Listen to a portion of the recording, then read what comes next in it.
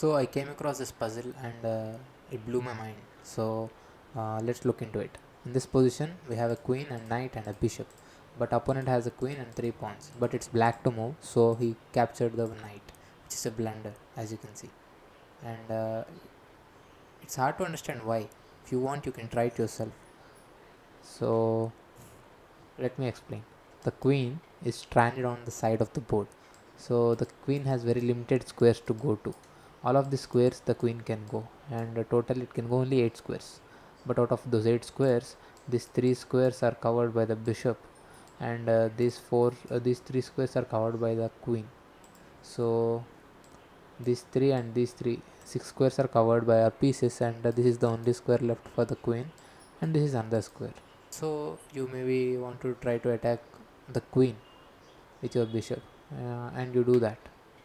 Note that there are no checks in this position for us. Okay, so here the queen has only these 2 squares to go. Okay, so if he goes here, we just simply give a check and win the queen, right? So essentially the only move is this, and here we give the check anyways. You may ask why. So if you see the legal moves, he has only 2 legal moves.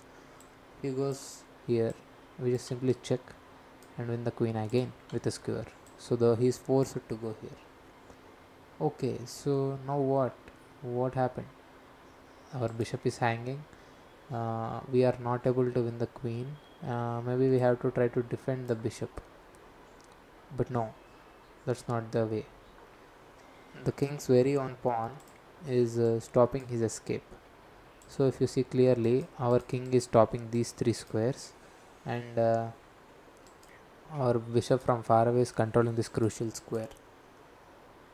So essentially, if we could control all of these 3 squares, then it would be checkmate. But we are not able to cover those. So we try to cover those with the brilliant move queen to b3, threatening queen b5, straight up checkmate. If he tries to just simply push the pawn, we force him into c4 and make this pawn block his breathing square and then checkmate him with the help of the bishop from the corner. Okay, so after this brilliant move, he has pretty much no moves. You may ask why not take the bishop. See, because the bishop was defending only this square. Once we give this check, he will have to go only to this square. So we give this check back and just simply win the queen again. See, everywhere skewers only.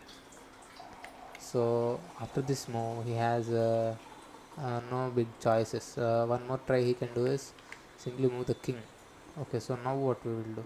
See, the king was on c4 and he is now walking up. But once he goes to this square, we might get another skewer. So here, what shall we do? If you want, you can try to pause the video and find the move yourself.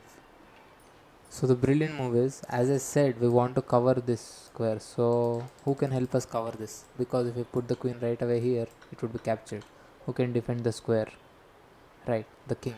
So king a6. The brilliant move king a6 saves the day.